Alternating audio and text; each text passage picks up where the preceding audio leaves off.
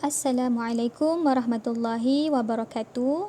Bertemu kembali bersama Ustazah untuk mata pelajaran fiqh bagi tajuk solat berjemaah, iaitu pelajaran yang keempat, yang terakhir sekali, topik yang terakhir bagi mata pelajaran fiqh tahun 3. Baik, mari kita lihat kepada pengertian solat berjemaah. Apa dia solat jemaah? Solat jemaah ialah solat beramai-ramai yang dipimpin oleh seorang imam dan diikuti oleh sekurang-kurangnya seorang makmum dengan syarat-syarat yang tertentu. Maksudnya, katakan ada 2 orang yang hendak mendirikan solat. Okay, jadi seorang boleh jadi imam, seorang lagi boleh jadi makmum. Maka 2 orang ni cukuplah, mencukupi syarat untuk mendirikan solat jemaah. Baik, kita pergi kepada hukum solat berjemaah. Ada 3 hukum solat berjemaah. Yang pertama apa dia? Fardu kifayah, iaitu wajib ke atas setiap lelaki di suatu tempat bagi solat 5 waktu di masjid. Katakan dalam kampung itu, contohnya kampung Kancung Darat. Kalau kat masjid Kancung Darat tu tak ada seorang pun yang tunaikan solat jemaah fardu subuh contohnya, maka berdosa satu kampung.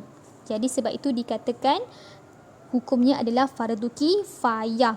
Maksudnya wajib setiap lelaki di suatu tempat untuk solat 5 waktu di masjid. Mesti kena ada yang solat di masjid. Kalau tak, berdosa sekampung. Baik, yang seterusnya fardu ain.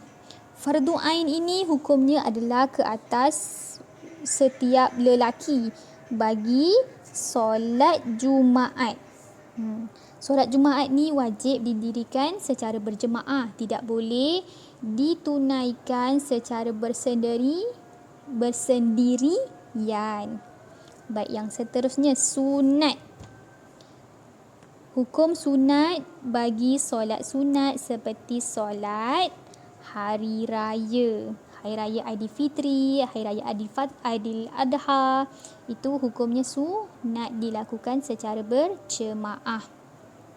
Baik, mari kita pergi kepada kedudukan makmum di dalam solat berjemaah. Baik, yang pertama kita lihat ya, di saf yang pertama. Yang pertama, imam. Nampak ni? Imam lelaki dewasa. Mesti lelaki dewasa yang telah baligh. Lelaki Islam dewasa yang baligh menjadi imam. Kanak-kanak tidak boleh. Okay, baik, yang seterusnya di saf yang kedua, ni dia, makmum lelaki dewasa. Di saf yang ketiga, makmum kanak-kanak lelaki. Saf yang keempat, makmum kanak-kanak perempuan. Dan saf yang kelima, makmum perempuan dewasa. Jadi di dalam buku teks ini ditunjukkan kedudukan makmum di dalam solat berjemaah bagi jemaah yang ramai lelaki dewasa, ramai lelaki kanak-kanak lelaki, ramai kanak-kanak perempuan dan juga ramai perempuan dewasa. Baik, kita pergi kepada syarat sah solat berjemaah. Ada 6 syarat sah solat berjemaah. Yang pertama, niat mengikut imam bagi makmum. Mesti niat mengikut imam, bukan niat hendak solat bersendirian. Kalau kita hendak solat berjemaah, kena niat usalli. Okay, contohnya kita nak solat fardu subuh kan. Usalli fardu subhi rak'ataini makmuman lillahi ta'ala. Sahaja aku solat fardu subuh 2 rakaat makmum kerana Allah Ta'ala. Kalau tak niat makmum, maka tidak sah solat berjemaah itu. Baik, yang kedua, takbiratul ihram makmum tidak mendahului takbiratul ihram imam. Kena tunggu imam naik takbir dulu, Allahu Akbar, baru kita mula takbir pula. Jangan kita yang dah naik dulu. Kita kena tunggu imam dah habis niat, dah angkat takbir, baru kita ikut. Tak boleh mendahului imam. Baik, yang ketiga, makmum tidak mendahului dan tidak pula terlalu lambat mengikut pergerakan imam. Janganlah imam dah sujud, kamu baru nak rukuk. Tak bolehlah macam itu, kena ikut imam. Sebab itu dinamakan sebagai solat berjemaah. Solat berjemaah ni syaratnya mesti mengikut imam. Tidak boleh terlalu cepat ataupun terlalu lambat. Yang seterusnya, makmum mengetahui pergerakan imam. Kita mesti tahu ketika itu imam tengah buat apa. Tengah rukuk ke, tengah sujud ke, tengah duduk antara dua sujud ke, tengah tahiyat awal ke, tahiyat akhir ke. Kita mesti tahu. Mesti ingat, mesti tahu pergerakan imam. Supaya tidak jadi tunggang langgang. Sembahyang berjemaah ni, solat berjemaah ini kena dilakukan secara serentak. Mesti sama dengan imam. Okay, yang seterusnya, tiada sekatan atau penghalang antara makmum dan imam. Dan yang terakhir, makmum hendaklah yakin solat imamnya adalah sah. Jangan kita ragu-ragu pula imam ni ada wuduk ke tidak. Jangan. Kita mesti yakin solat imam tu sah. Begitu. Okay, baik, seterusnya contoh lafaz niat solat berjemaah. Okay, niat solat jemaah ini ada dua, iaitu niat sebagai imam dan juga niat sebagai makmum. Bagaimana niat sebagai imam? Okay, niat sebagai imam yang ini ya.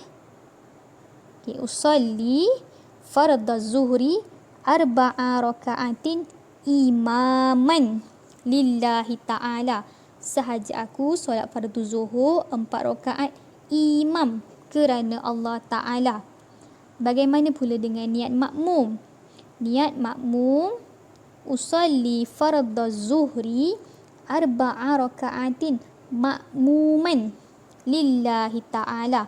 Sahaja aku solat fardu zuhur 4 rakaat makmum kerana Allah Ta'ala.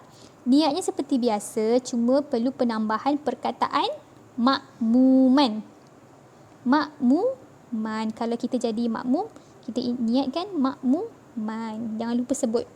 Barulah sah solat berjemaah kita itu. Baik, yang seterusnya, yang terakhir, apakah dia hikmah solat berjemaah? Baik, ada berapa hikmah solat jemaah? Ada 4. Yang pertama, mendapat pahala 27 kali ganda berbanding solat bersendirian. Seronok tak? Solat jemaah ni seronoknya pahalanya lebih 27 kali ganda daripada solat seorang-seorang. Jadi rebutlah peluang ini. Tunaikan solat berjemaah di rumah bersama dengan ibu kamu ke ayah kamu. Buat ya. Yang kedua, dapat mengukuhkan persaudaraan sesama umat Islam. Kenapa dapat kukuhkan persaudaraan? Macam bila kita lakukan solat jemaah di masjid, kita akan berkenal-kenalan kan dengan orang-orang kampung, dengan jemaah di dalam masjid. Yang ketiga, melatih hidup berdisiplin. Seperti mana yang saya terangkan tadi, kita solat jemaah ni kena ikut imam kan? Jadi daripada situ kita belajar untuk berdisiplin, mesti mengikut aturan. Ikut ketua. Ketua tengah rukuk, kita rukuk. Ketua sujud, kita sujud imam tu. Jadi daripada situ kita akan lebih berdisiplin. Baik, yang terakhir sekali, menimbulkan perasaan sama rata di dalam masyarakat. Dalam kita solat berjemaah ni, tak kiralah kamu ni kerja apa. Kamu ni bos ke, pekerja biasa ke, kamu ni anak orang kaya ke, anak orang miskin ke, anak orang kampung ke, anak orang bandar ke, sama saja. Kita solat di dalam saf yang sama. Jadi tidak akan ada sekelumit perasaan sombong dan angkuh kepada orang lain. Baik, Ustazah nak pergi kepada ni. Tahukah anda? Ini.